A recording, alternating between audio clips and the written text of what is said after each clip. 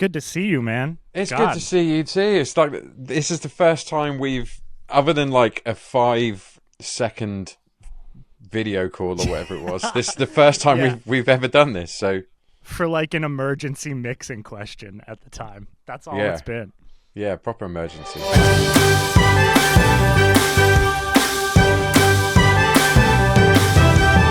Wow, we did 12 songs in a year. Like that might sound like not a lot in a year, but that is a lot. It's one a Especially month. being like in different countries and with the time zones and stuff. I mean, we were pretty efficient. When you sent me that yesterday of it only being a year, I almost didn't know how to answer that because I was like, I don't know if that feels long or short. Like Yeah. it feels like we've got a fuck ton done, but it also feels like that wasn't that long ago that I hit you up at the same time. It definitely feels like I've been working with you for longer than a year. Agreed. Which is why I think when we look at what we've actually done within that time frame, like you say, with the time differences and everything, I think we've done a hell of a job. I agree. And like, honestly, I think one of the reasons why it feels like we've been doing this longer is because we've like kind of become pals in the process. And I feel like Yeah. when you're working with someone that's very just professionally based, sometimes you're just like, okay, it's done. Great. Thanks for your work. Thanks for your help. And it's just onwards and upwards after that. Yeah. But like, I've come to enjoy truly working with you. And I think that's made Nice. the process feel faster and also just kind of more fluent in a way that I don't think I come across as often as I would like to. You know? Yeah, I think that one of the big turning points for us was when the messages that were coming backwards and forwards were no longer anything to do with mixing. Yeah, 100%. Nothing to do with music. It was more, Yeah. more Yeah, after a personal. while, we'd be talking about something very random, and I'd be like, oh, by the way, I do have another song for you if you're interested. Yeah. But before we talk about that song, tell me what's in that burrito. It would be something like that, wouldn't it? Yeah, 100%. Yeah, you'd give me all this shit because I'd like, for some reason, half of my promotional content is just me shoveling a burrito into my mouth. Yeah. And you're like, hey, man, I'm on a diet. Like, can you cool it with this burrito content? I was Yeah, like, I so can't, that- man, I'm sorry.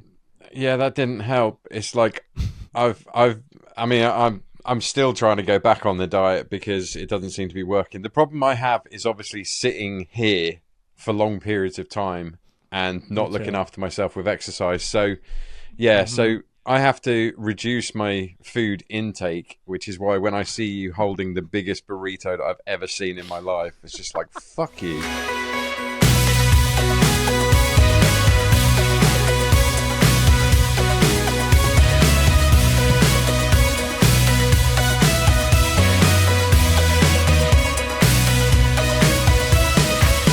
So what I thought would be really interesting in this conversation, I mean, obviously we're going to talk about the fact that you've got your album, or should I say, you know, the album that we've been working on. I suppose we have been working on man. it together because I've been a little part of it. Yeah, I made a note to call you this in this episode. You've really become like the sonic architect of this album I like in that. a way. Like because like, you know, the words and the music are mine, but this is the first time I've ever had an album mixed fully, and I didn't realize the creative chances that could be taken in the mixing stage. And there were things that you were doing early on. It's one of the reasons I wanted to keep working with you, whether you were realizing you were doing it or not. That was making me go, oh, I love the like sonic direction he's taking for this album. And you very quickly picked up on what I was going for.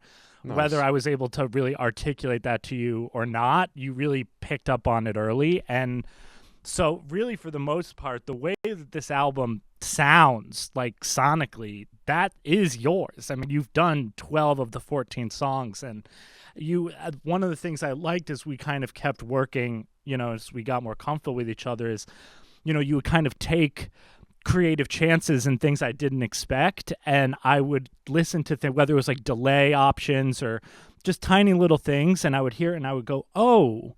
And I would get so used to listening to these songs in the way that I'd made them, to the point where you get sick of them after a while. And then I would hear you do something in a way that I would go, oh, that refreshes it for me in a way that I wasn't anticipating. And Yeah, you are. You've become the sonic architect. If I could put Well, that in the credits and call you that, I would, because I think that's what you've I become. I definitely like that title, and I have to be honest, it's been one of the things where I've struggled to know what to call myself. Like, do I call myself a studio owner? Do I call myself a mixing engineer? I definitely Right. like the term sonic architect, so maybe that's the new one. I've got to get some business I cards thought made you up soon, would. so I think that's what I'm going to put on there. Sonic architect. I, That's my I new role. thought you In would. fact, I'm going to update my Instagram to say that Put that in the that's what I bio. do. Yeah. So yeah, what?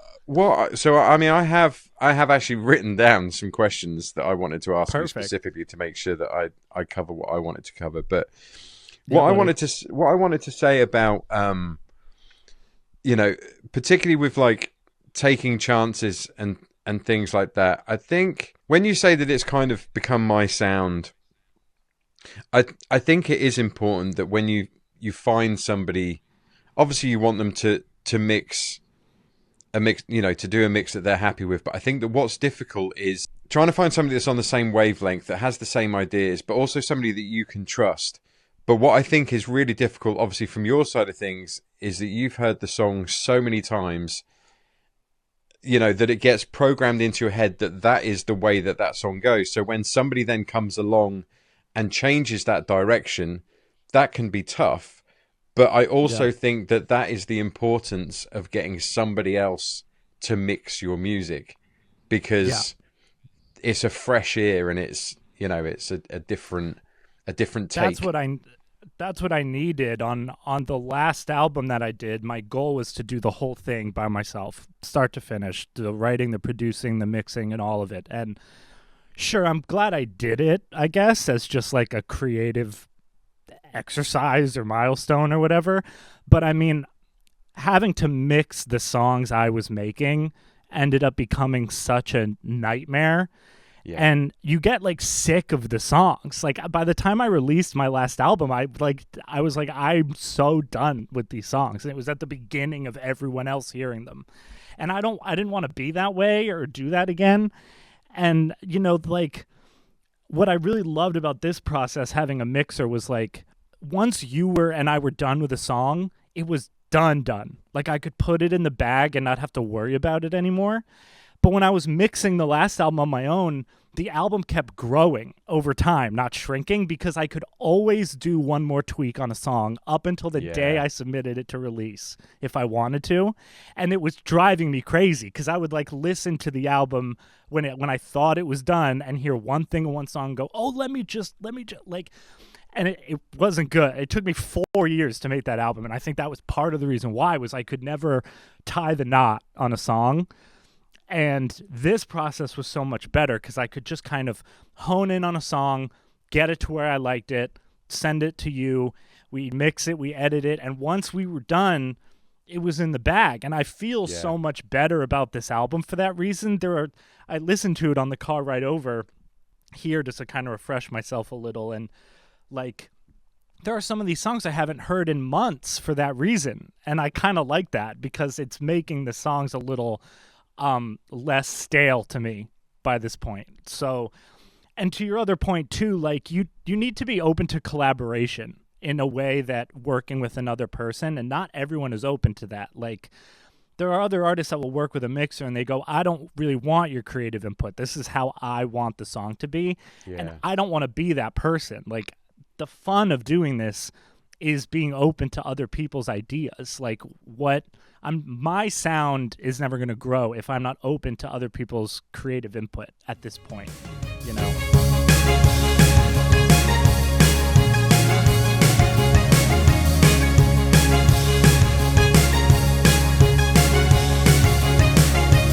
Spoken to a few people about this where I think where you have to be careful. And I'll give you a prime example. So I used to write a lot of music. I used to write music all the time. And then I started getting into mixing music. And the more I started getting into mixing and learning techniques and going down the rabbit hole of trying to make something sound better, the slower my writing process started to become. Because instead of going, oh, you know, here's a bit of guitar that sounds quite good, let me put that on there. It would be, here's a piece of guitar. Now let me just EQ that. Let me just position that. Right now I need a second one over the other side. And before you know it, the creative side of things is just completely gone because you've spent an hour or two, processing sounds.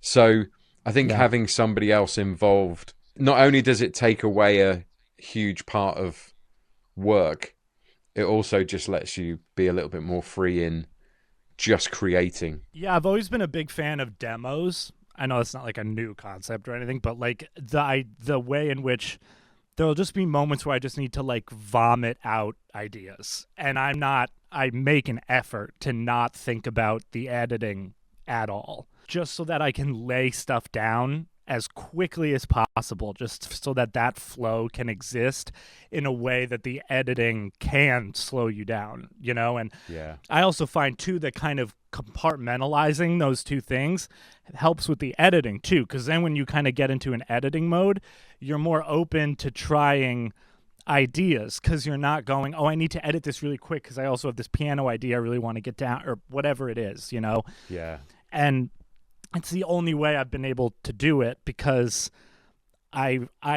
there's nothing I hate more than being in like a flow of an idea and losing it on a frustration of not getting like a compressor to do what I want it to do or whatever.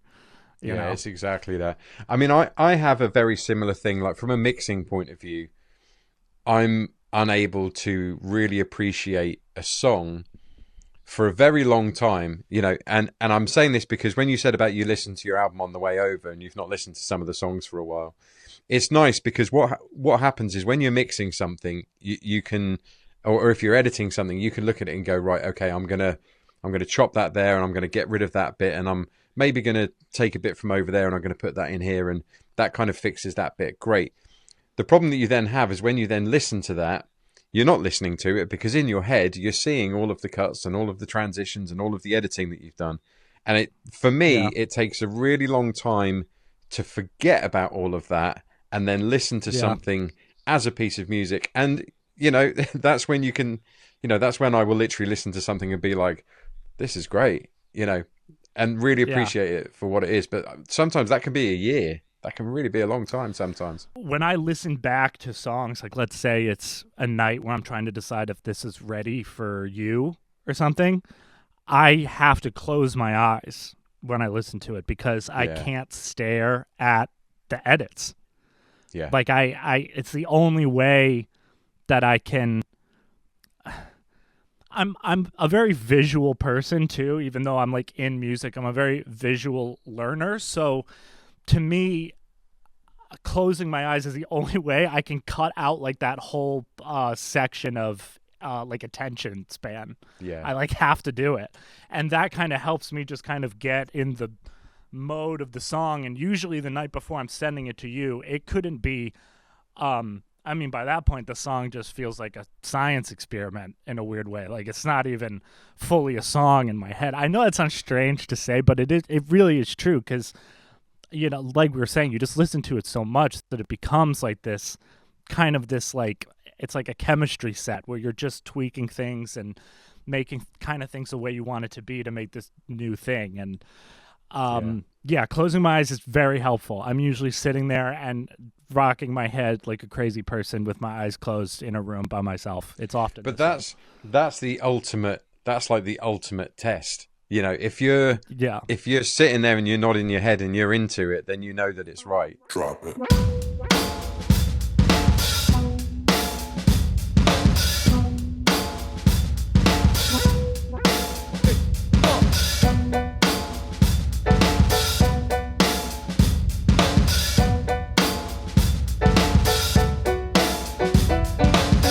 I think that's also though, like when it comes to experimentation and things like that, like I've put things, particularly with your songs, I've done things to your songs that maybe I shouldn't be doing, but it sounds great.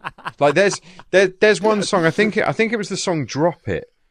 And I'll tell you what it was, I'll be completely honest. So it was the plugin Dirty Dog Reverb by Safari Pedals, which when I first got it, I genuinely thought to myself, I don't know what I'm going to use this on.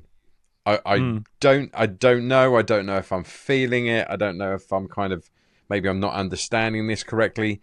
and then I put it onto the drums in Drop It, and it was suddenly like, holy fuck, I found the perfect place for this plugin, and it's for these drums. They sound big, they sound filthy, they're punchy, and that was, it was just experimentation, and I was chuffed. That's to bits what I with how it love. came out. Actually kind of love to hear that, because that's a little bit of my process too. I just try shit, you do just have to throw shit at the wall sometimes. Yeah. And it's one of the only ways to feel like, whether you are or not, it's one of the only ways to feel like you're standing out, because you just want to try things that other people might not be. That's the only goal. Yeah. I mean, when I'm in music album writing mode or whatever, I'm listening to the least amount of music in any other cycle, because I don't want to accidentally pull from something. Like, you can that's a total thing, and I kind of isolate myself from music and pop music and any kind of contemporary music, because it's the only way I feel comfortable feeling like whatever I'm making, it's mine. Even if it's, who cares what it is, but at least it's mine.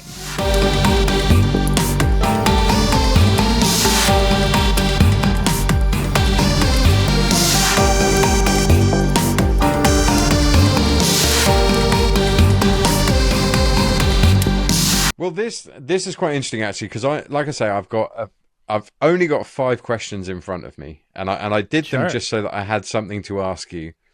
Yeah. But it leads us quite nicely into 2 questions that I've got. But we're going to go with the first one, and I want you to describe your music. So I've never heard your music. So what is your? How would you describe your music? What? So when I released my last album, I truly, I had no idea what I had made. And that will sound strange to say, but I really, when it was done, I remember listening back to it and going, I like this, but I really don't know what this is. And I released it. Does it go in the jazz section? Does it go in? Where, it's like, I can imagine your album arriving in a shop and them not knowing which section to put it in. Yeah. So they'd end up just putting them in all of them. Yeah, which sure, right, and which is great. It really, there's nothing wrong with that. I'll take it wherever you find it. I'll be happy with that. But I didn't. It wasn't until a couple like music blogs and stuff picked it up and they started describing it, and they called it pop rock theatrical. Yeah. And I went, that kind of is it in a way. And I didn't. It sounds weird to like let somebody else genre you, but it was something I almost needed to hear, because my goal with the last album was just to make really every song is a blank page, like just start completely from scratch. I write my lyrics first too, by the way. So a lot of times I'm reading like a poem or lyrics and I go, what is this saying and what does this sound like?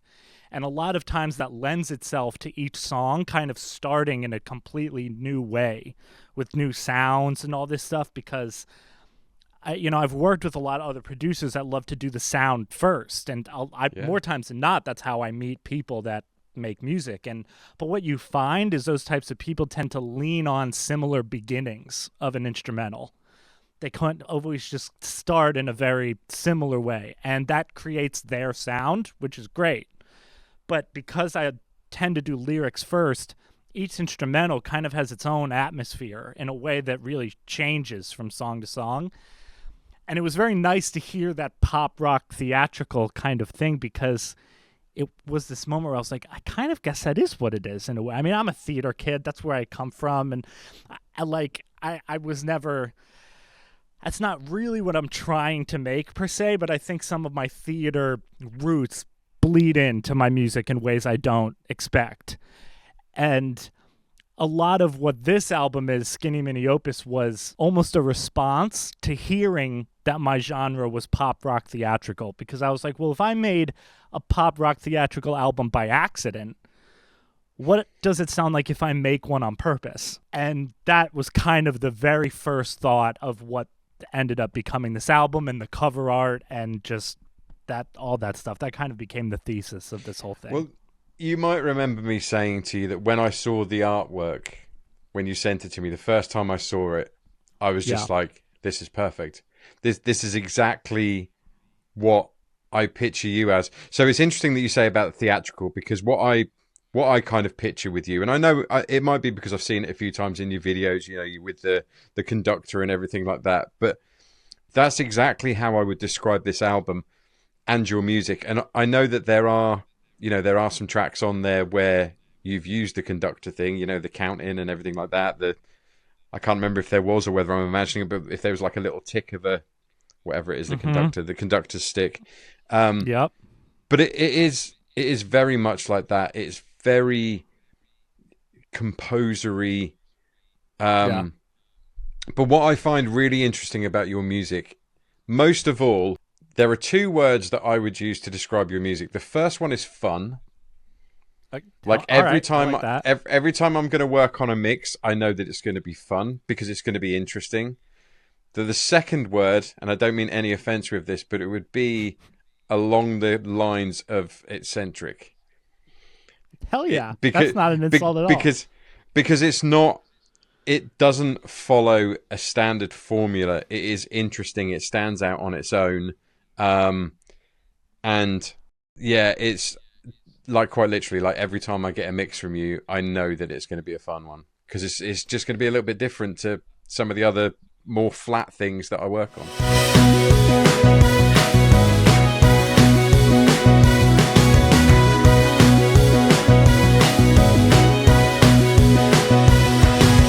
I've always loved something catchy. That's always been anywhere when I've been making music for almost the last 10 years now, regardless of what step I was in, I needed something to feel catchy to me. And I like feel-good music. I always have, you know? And I think that there's ways to experiment with that in ways that I wish I saw more of, you know? Like, it's easy to just kind of brush pop music off the shoulder because it does end up being... It has the stereotypes of being very cookie cutter and just kind of made to be played in a Walmart or a grocery store or whatever the hell. And it's usually just a chorus nowadays. I find with a lot of songs, the verse does nothing because it's all about the chorus. Yeah, 100%. To get to the chorus as fast as humanly possible. You want an intro to your song? Tough shit. Where's the chorus? And a lot of this album was me kind of pushing back a little bit against that in the sense that, you know, pop music's been around for a minute, and there are great pop songs with 1-minute intros in the 70s and 80s, and all this stuff exists, and it doesn't make it I knew we were going to get into this at some point, but a lot of this was me kind of... As in this day and age, it's the algorithms. That's what's a lot of dictating where pop music goes. Yeah, and I know you love the algorithms. You tell me on very, very regularly.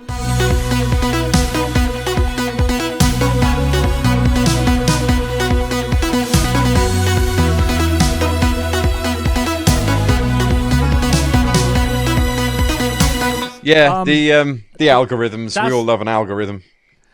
And it's funny, even on the topic of genre, like when my last album, and I didn't know what it was, these algorithms are so genre oriented that, like, if you don't have a clean cut idea of what a song is, and especially my album, since like genres are changing throughout songs, and they're like, what genre is this album? So we know where to push it. And they give you like one word to describe, and I'm like, pop, I guess. Like, I feel like I just fall into it because it's just a blanket answer. But yeah, this was kind of my pushback in a way against that. I wanted songs with 1-minute intros. This album has like a 4-minute introduction with no words. Like, I'm not seeing a lot of that right now. And what I'm realizing on like the marketing end, now that the album's done and I'm pushing it, is all these things I did to push back are now coming to bite me, because I'm like submitting these songs to places and they're like, the intro's too long, you know, the verses are too long. Like they're nitpicking me to not put me on playlists because I don't fit into the template of what the algorithms are looking for. And it's a little bittersweet because I go, well, okay, I guess I succeeded. I did make an album that isn't for the algorithms. That's great. And no one's going to listen to it. Yay, I succeeded. 100%. So it's a weird feeling. Like now that it's come back around, it was such a great creative push for the last couple of years of going, oh, this feels like a pop song. I love how this sounds, but it's also not for the algorithm. Like, awesome.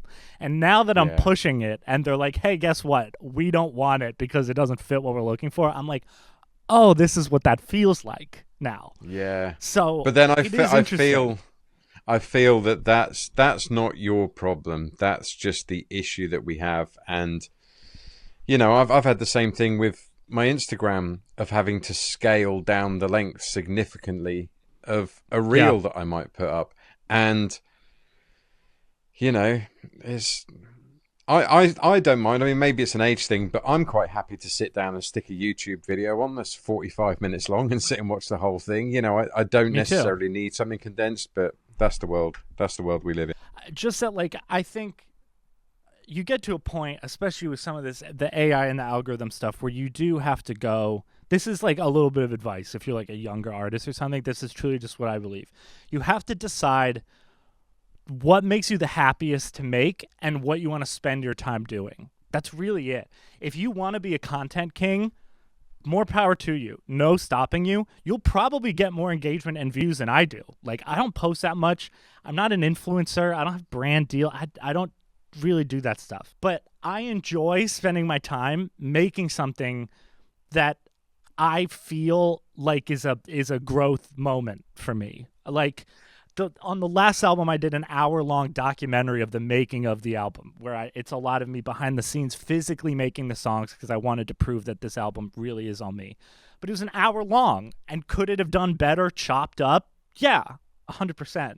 But I wanted to be like, can I make an hour-long documentary by myself about this album? Like, that was my own creative goal. And even a great example was with that voiceover artist that you saw yesterday, right? Like, I got a DM from someone yesterday asking me which voiceover filter I used on that thing. And so that's a great point, right? It's like, could I have used a voiceover filter, spent way less money, and had a similar outcome? Yeah, 100%. But I like the feeling that I've made a production, and I like being able to say I've worked with like award-winning voice artist Eli Harris, or that the woman that made that cover art for me, Crystal Penny, like, the fact that we worked together on that thing. Could that be an AI image if I wanted it to be? Sure. But the creative process is what keeps me going. So I just have to find ways to be able to scratch that itch, because the shortcuts aren't fulfilling to me. That's the problem. No, it makes sense. That's my 2 cents. Well, you end up with something unique as well, don't you? It's like when you get the voiceover, that's the words that you've got him to say, as opposed to just another AI voice reading something that anybody could do.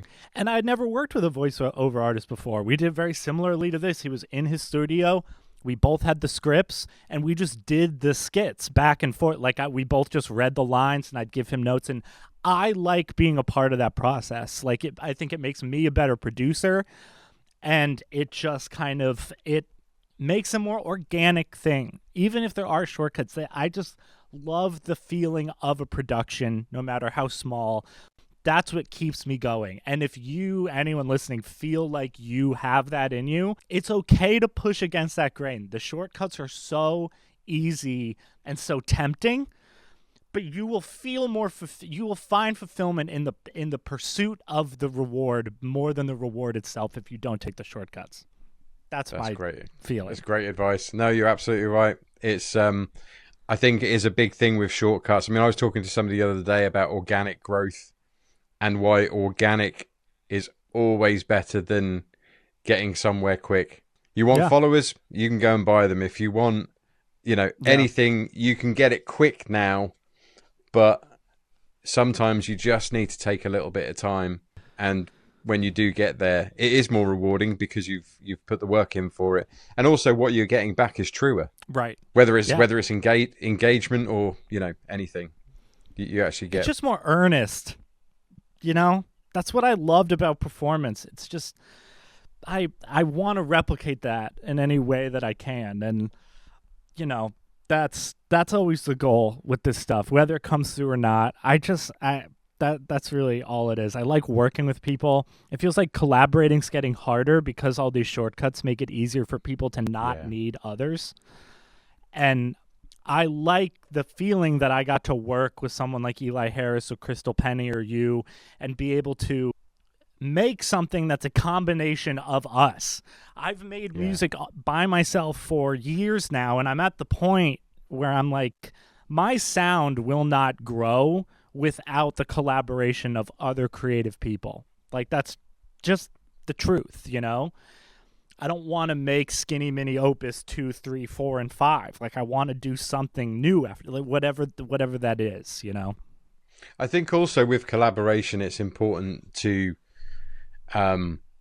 find somebody that's as passionate about the project as you are, because then it doesn't feel like doesn't necessarily feel like work, or more that you're both on the same page. You're both trying to get it to the same place. And when you're working with somebody that wants to get it to the same place as you do, things are just a billion times easier.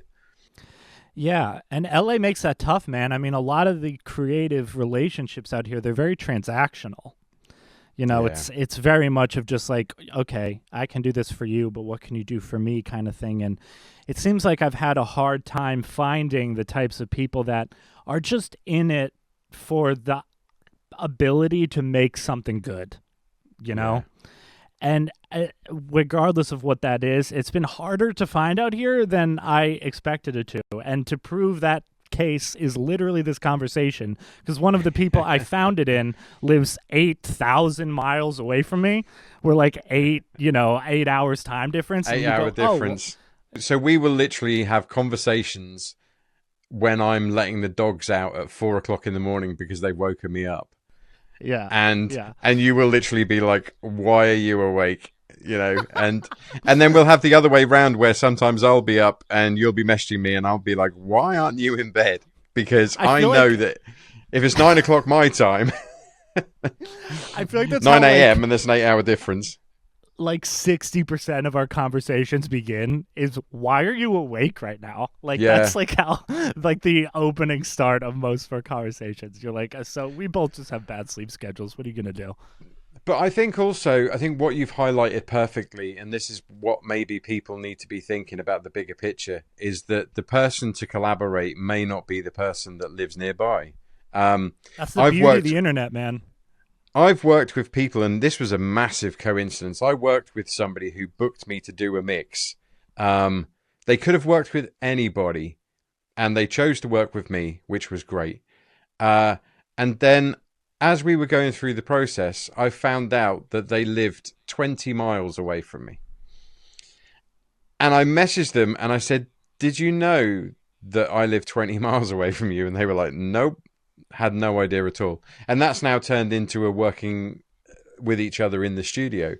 But I guess that was just a bit of luck maybe on my part, that they didn't necessarily want to work with somebody local. They wanted to work with the person that they could find that was right for them, who could have been anywhere in the world, in the same way that we can work together. So that's the beauty of technology. It really is. I mean, Christ, with you in the UK, Crystal Penny, who did the cover art, she's in Canada. The guy that mixed the other two songs, Bruno Reykjavik, I think his name is, he lives in Croatia. Eli Harris lives in Brooklyn, New York. So, like, yeah, man, you can find creative people that fit what you're going for. And I think that's what really this album had become. I was like, okay, if I'm going to branch out and work with new people, it's going to be specific to what I'm going for. And that has been great to find. And going back to your point about the cover art, it was such a great compliment when you said that, when you saw it and you're like, oh, this is perfect. You had heard so much of the album by now. And in contrast to my last album, the cover art was one of the last things I did. I had made the whole album. I didn't know what the cover art was going to be. And this time around, I knew very early what I wanted the cover art to be. I think I only had 2 songs done out of the 14 when I got this cover art. And what I think has made a cool contrast with this album is I loved the cover art so much that it kind of became the barometer that every song had to meet after that. Like, I would make a song and put the cover art on my screen and just listen to it and stare at the cover art and go, does this sound like this image? Wow. And I've never done that before. Like, that's the first time I've ever really done that, but I loved that room and that image so much that I was like, I want this album to sound like this room. Yeah. And it really does. God, I love that. That's the best compliment you're going to give me all day. There's nothing better than that, because that's what I was going for. And like, God, I'm like trying not to get emotional. The point is that I promised myself I wouldn't cry. I say that every time, and I probably still will. I almost cried when I brought up my burrito order, for Christ's sake. So, times. Right. Yeah. I want one right now. I'll probably get one for lunch. I do think that was just the ending goal. That's where the opening song and the intermission song came from. Was I was like, oh, what if I created literal songs that were supposed to be in this room rather than just the other songs involved?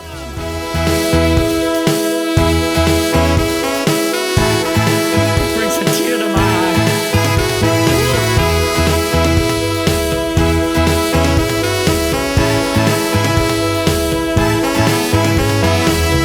It's interesting because, so what I'm kind of picking up on, and one of the questions that I had for you was that I wanted to know a little bit more about the process of your writing. And the reason for this is because you don't, as I said earlier on, you don't write in a conventional way.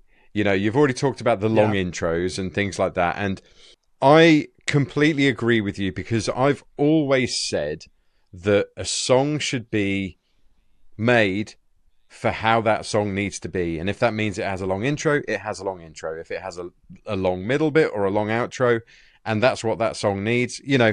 I mean, you go back and tell Pink Floyd, sorry, Comfortably Numb's too long. No, it's way too long, you know, or we can't have a solo section that long, anything like that, you know. You can go back and you can immediately scrub some of the greatest songs of all time out of music history. But what I'm picking up from you, and this is, I think, again, where the theatrical side of things comes in. I feel like, in a way that some people would write stories and those stories would become movies or short plays, I feel like your movies become songs, because you're talking about everything that you can visualize, but obviously you've turned that into sound and music. I have been endlessly impressed by producers that can write lyrics to a beat. I've worked with people that, you know, when I was in the real early days and young, you know, I would find like rappers in my home state and just make them a beat, and I would watch them hear the beat on loop and just write to it, like on their phone. They're just listening to the beat and they're writing to it, and the words fit, and it's a coherent verse. And I am fully the opposite of that. It doesn't do me any good to hear the beat on loop. I feel constrained, like on a lyrical level in a way. And so my process is always the words first. Like, I write completely free form of any melody, of any beat. And because at that point, I know that the lyrics are what I'm trying to say. Like, I have a feeling, I have an emotion, and I go, I want to honestly and earnestly say, this is what I'm feeling or thinking. And that way I can just get it all down, regardless of how messy it is or whatever. And then I'll bring it to a piano, mess around with some chords, and some things might start to take shape, some things might not. Some of these poems don't even have, like, rhyme structures. Like, they're literally just, it's like, I call them thought spurts, but it's more like word vomit. Like, it's just, I'm just writing shit down. and I try to find how to weave it together. And once I have some form of a structure, I go, great, what does this sound like? Is there a color to this I can put this to? Just what does this whole thing sound like to me? And then if I can put an emotion to that, I go, great, what instruments kind of work with that emotion? And I work the music backwards. But once I get an idea of a musical tone, I'll forget about the lyrics and just try to make an instrumental that sounds like that. That's the longest process usually, because that's where I scrap a bunch of bullshit. Like I'll make something and I'll go, this ain't it. I think it's a very interesting writing process, and it's not one that I come across regularly. But same, I don't either. But yeah, in a good way, because I think that's what's going to make it stand out. And it is a great album, and I'm not just saying it because I've mixed it or anything like that. I'm not even talking about the production side of things from what I've done. I'm just talking about the songs. The songs are interesting.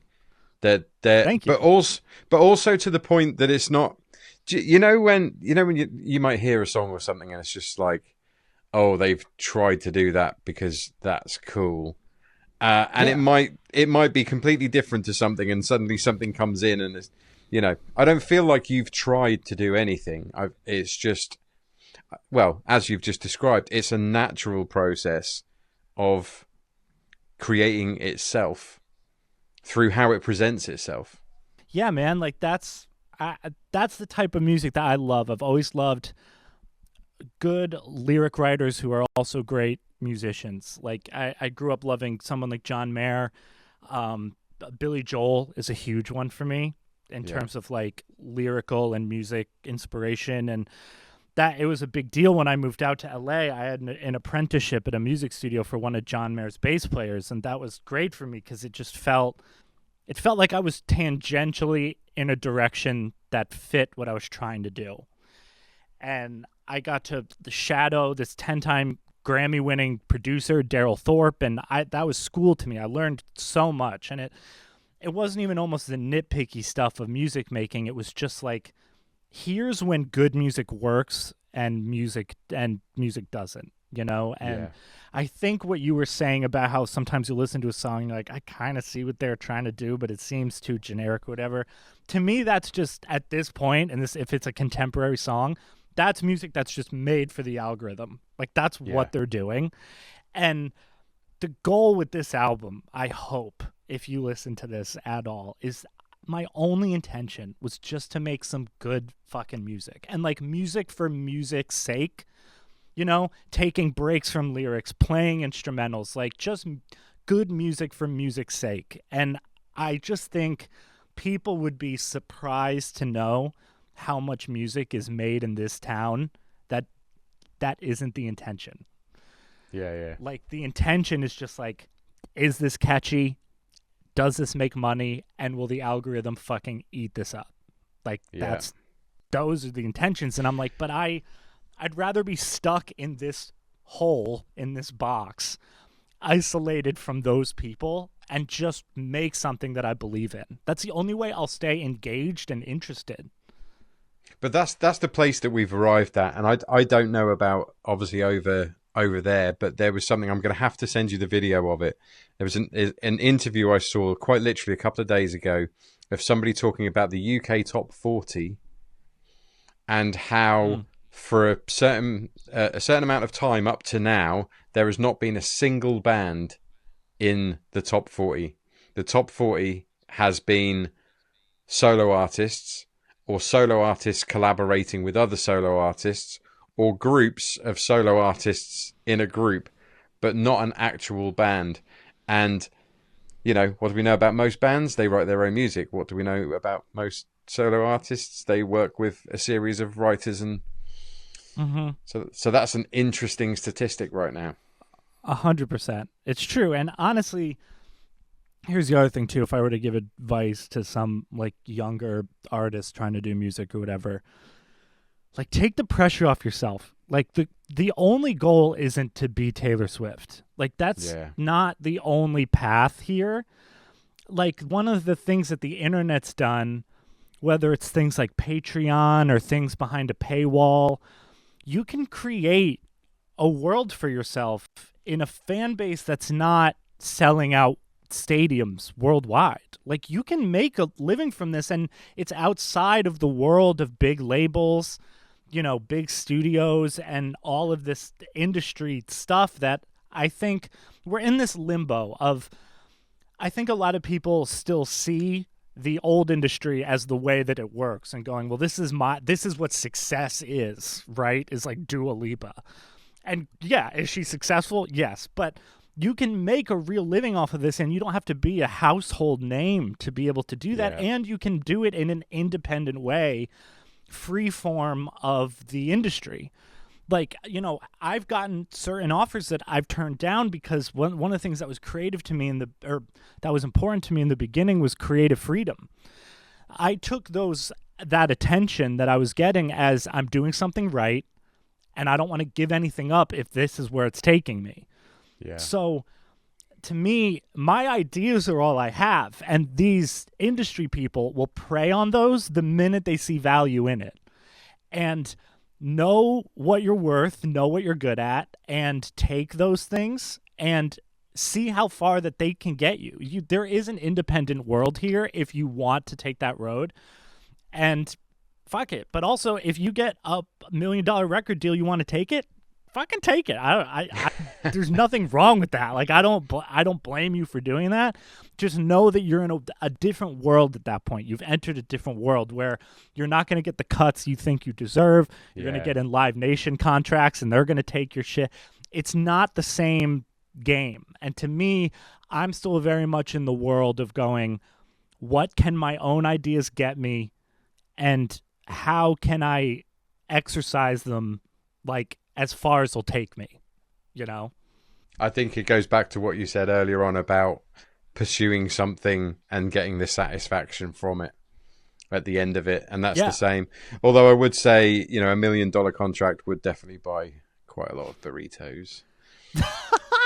Yeah, but here's the problem. They give you $1 million contract and they go, you don't actually start making money until you've made us $1 million. What? But I've just bought all these burritos. Oh, no.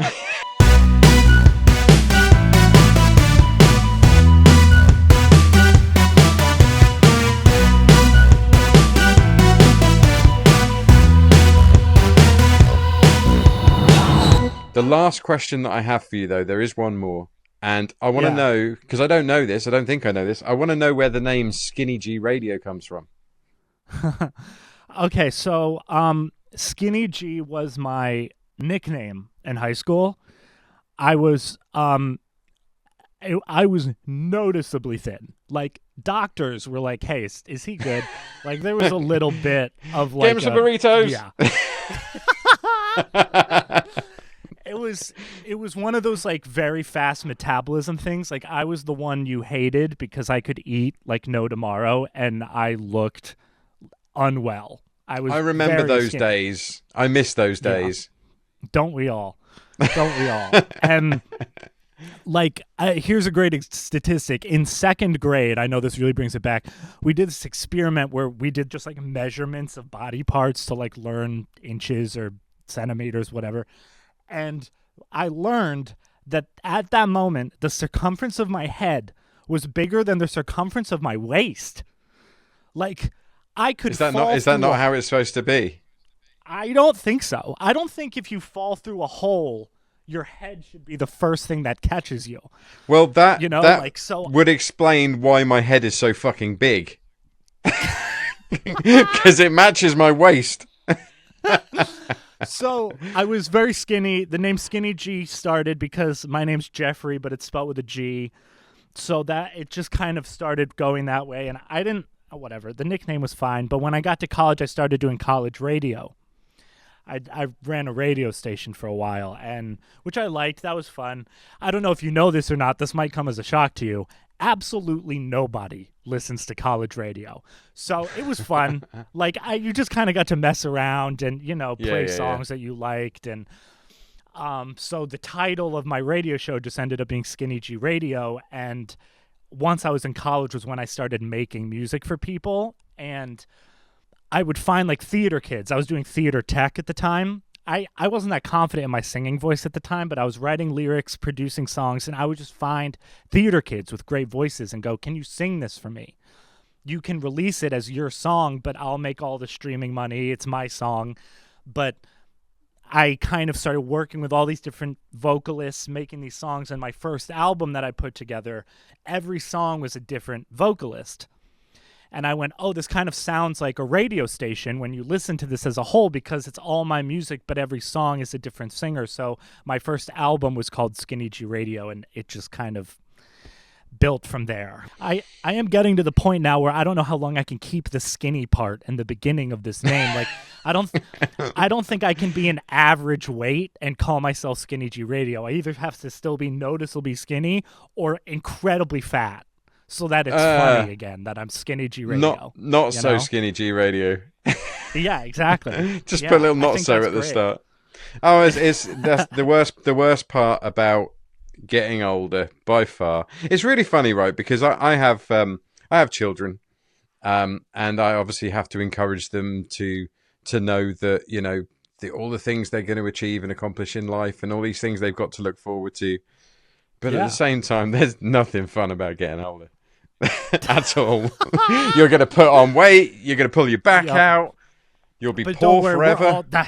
That's true. You are going to pull your back out. We both learn that. I will say that they'll figure that out on their own. We all learn at some point, hey, this growing up part ain't what it's chalked up to be, huh? So take that $1 million contract.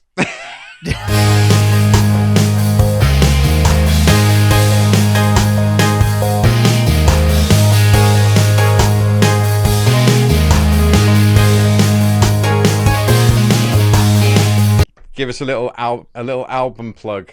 Oh shit. Okay. I love this album. I'm really fucking proud of it. I really just wanted to make some damn good music. It's just, I love doing this. I've fallen in love with the pursuit of the thing. This is what I love to do. I'm just very proud of this thing. And I hope that if you listen to it, there's a song in it for you. You don't have to love the whole thing. It's so rare to love a whole damn album, but I believe that if you give this album a shot, there is a song in it for you that you might connect to or enjoy or like the sound of. Skinny Mini Opus by Skinny G Radio, September 20th. Was it September 20th? Yeah. September 20th, 2024. Available everywhere. Hell yeah, buddy. Hey, I want to say also, thank you. You are a talented motherfucker, and you deserve every bit of credit on this album that you deserve. You did a great fucking job. I truly couldn't have done this without you. I just need you to know that. I appreciate you asking me to mix a second song that then turned into a third, a fourth, a fifth. Yeah, so to have done 12 of the 14 tracks, I don't think that it necessarily says anything about me, because I'm not that way tuned that I'm like, well, that just goes to show that I know what I'm doing. I think it's more the connection that we made along the way.